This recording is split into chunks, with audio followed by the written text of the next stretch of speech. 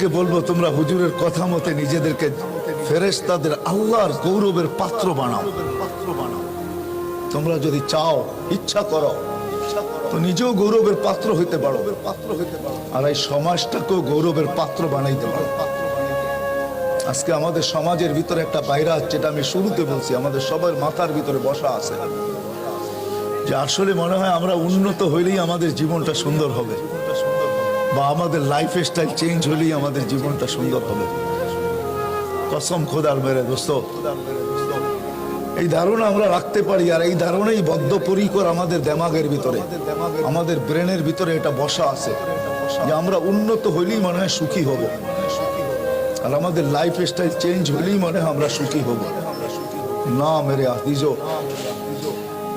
এটা কোনোদিন সত্য কথা না।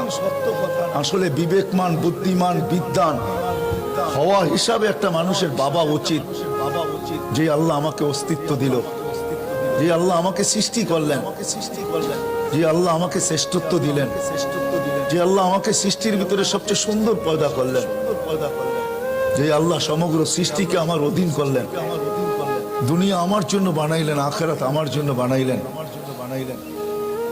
যে আল্লাহ আমাকে এক ফোঁটা পানির থেকে এই পর্যন্ত অস্তিত্ব দিলেন, ওই আল্লাহ কি এই কথা আমাকে বলে নাই যে আমি এই ছোট্ট জীবনটা কাটাবো, তো কিভাবে কাটাবো, কিভাবে কাটাইলে আমার লাইফটা সুন্দর হবে, ওই আল্লাহ কি এই দিক নির্দেশনা আমাদেরকে দেন নাই?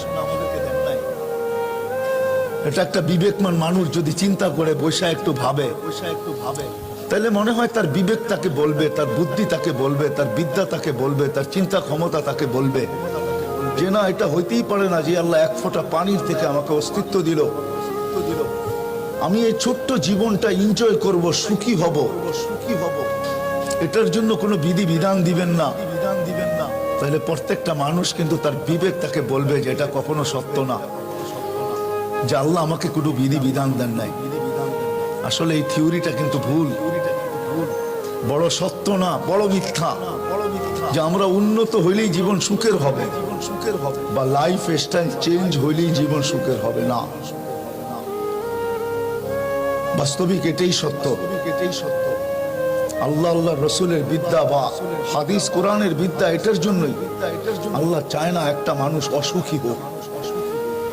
আল্লাহ চায় না একটা মানুষ অশান্তিতে জীবন, এই ছোট্ট জীবনটা অশান্তিতে বড়া হোক, এটা আল্লাহ চায় না। আল্লাহ প্রত্যেকটা মানুষকে সুখ দিতে চান, যেমন দুনিয়াতে দিতে চান এরকম আখেরাতও দিতে চান। বিদায় আল্লাহ আমাদেরকে লাইফ স্টাইল দিচ্ছেন, লাইফ স্টাইল। যদিও আমরা বইলা বেড়াই যে লাইফ স্টাইল চেঞ্জ করলে, হায় আমি আপনাদেরকে কিভাবে বুঝাবো? আমি কিন্তু থিওরিতে বিশ্বাসী না, আমি প্র্যাকটিক্যালে বিশ্বাসী। আমার এখানে হাজারো কান্না আছে, যারা এই কথার প্রমাণ করতে পারবে না যে লাইফ স্টাইল চেঞ্জ হইলেই লাইফ সুন্দর হবে। তাহলে আপনাদেরকে আমি একটা উদাহরণ দিতে পারি। সারা দুনিয়ার সুইজারল্যান্ড আপনারা জান না, আমি কে কে গেছেন আমি জানি না, কিন্তু সুইজারল্যান্ড দুনিয়ার ভিতরে সবচেয়ে মানুষ মনে করে সুখী দেশ। যেখানে একটা মানুষকে ডাইরেক্ট ফোন করে না, ফোন করা বিরক্ত করে না।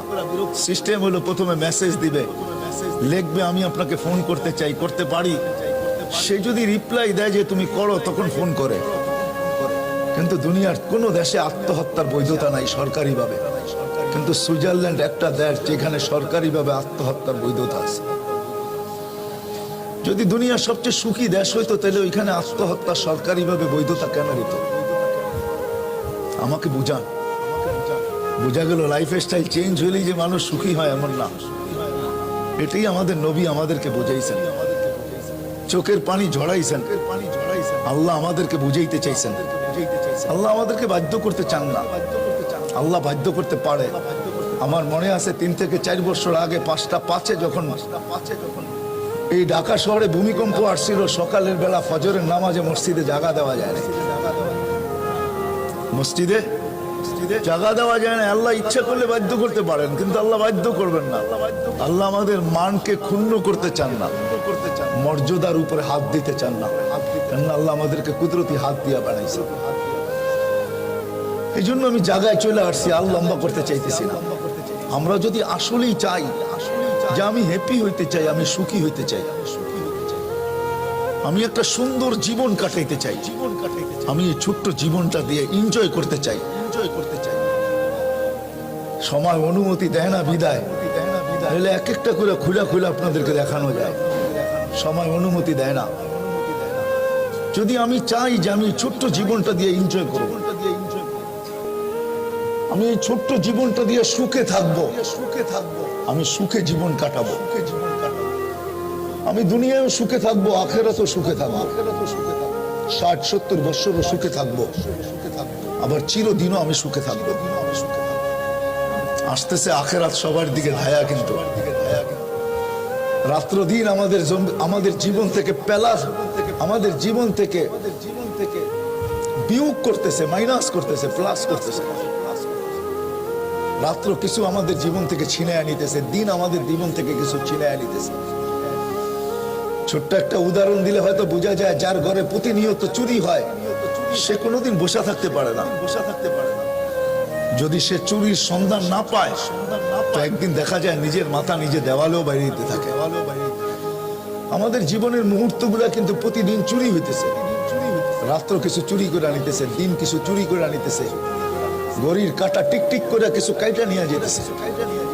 আমাদের সবাইকে কিন্তু যে আখেরাতের দিকে আগে করতেছে। যদিও কবির কথা সত্য, আরবি কবি বলছিলেন বাচ্চা যখন বড় হয়, বড় হইতে থাকে তো মা বাবা বড় খুশি হয়।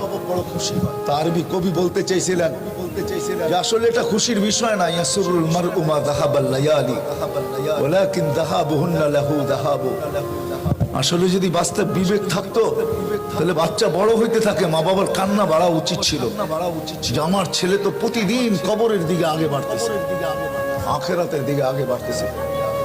দুনিয়া তার থেকে দূরে সরতেছে, আখেরাত তার দিকে ধায়া আসতেছে, আগে আসতেছে। কিন্তু আসলে আমরা বুঝি না বিদায় আমাদের চিন্তাধারাও ভুল, উল্টা।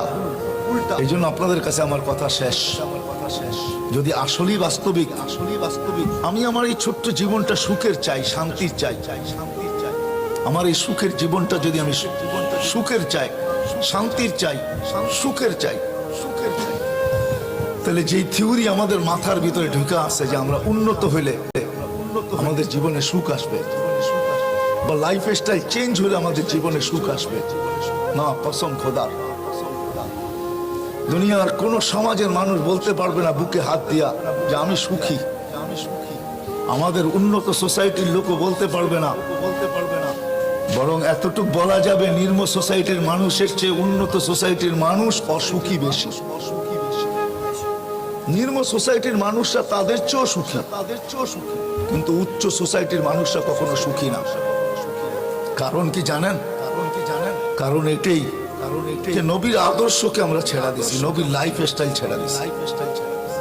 আজকে মাদ্রাসাগুলা, ওলামাগুলা, হযরত ওলামায়ে কেরাম, মাশায়েখে এযাম, আল্লাহ ওয়ালারা আমাদেরকে এটাই বুঝাইতে চাইতেছে। ওনারা আমাদের হিতাকাঙ্ক্ষী, ওনারা আমাদের খারাপ চান না। যদিও আমাদের সমাজ ভাবে আমরা এদের খারাপ চাই, আমরা উন্নতির রাস্তায় বাধা না, আমরা উন্নতির রাস্তায় বাধা না, আমরা ওই উন্নতির রাস্তায় বাধা যে উন্নতি মানুষের জীবন থেকে সুখ কেড়ে নিয়ে নেবে। আমরা ওই উন্নতির রাস্তায় বাধা যে উন্নতি মানুষকে লাইফ দিবে না, যে লাইফ স্টাইল মানুষকে লাইফ দিবে না, আমরা ওটার বিরুদ্ধে, আমরা ওটার বিরুদ্ধে না। আপনি সুখে থাকেন, আমাদের দেখলে ভালো লাগবে। এই জন্য আসেন এই দারুল উলুমের পরিবেশ থেকে, নবীর হাদিসের পরিবেশ থেকে, বুখারী খতমের পরিবেশ থেকে আমরা আজকে ওয়াদা করি যে না, নবী আমাদের জন্য চোখের পানি জড়াইতে জড়াইতে গেছে। দুনিয়ায় যতদিন ছিলেন জড়াইতে ছিলেন, কবরে আসেন এখনো ঝড়াইতেছেন, কিয়ামতের মাঠে জড়াইতে জড়াইতে উঠবেন। উঠবে যখন তখন কাঁদতে কাঁদতে উঠবেন, ইয়াকুম ওয়া হুয়া ইয়াবকি। উঠবেন কবর থেকে তখনও চোখে পানি থাকবে। কিয়ামতের মাঠেও আমাদের জন্য চোখের পানি ঝড়াইতে থাকবে। আল্লাহ বড় উচ্চ মর্যাদা দিয়েছেন। আল্লাহর পাশেই চেয়ার রাখা হবে, মাকামে মাহমুদ বলে। আল্লাহ রসুলকে নিয়ে যাওয়া হবে, হুকুম হবে বন্ধু বসেন। আল্লাহ রসুল শুধু হাত রেখা দাঁড়ায় থাকবে। আল্লাহ বলবে বসেন না কেন? এটা তো আপনার জন্যই। তো বলে প্রমাণ হিসাবে এই জন্যই হাত রেখা দাঁড়ায় আছি, যেটা আমার জন্য। বলবে বসেন, আল্লাহ রসুল চোখের পানি ছেড়া বলবে আমি বসলে উম্মতের জন্য দৌড়াবে কে, কাঁদবে কে, ছুটবে কে? কে হাউজে কাউসারে যাবে উম্মতকে, পিপাসিত উম্মতকে পানি পান করাইতে?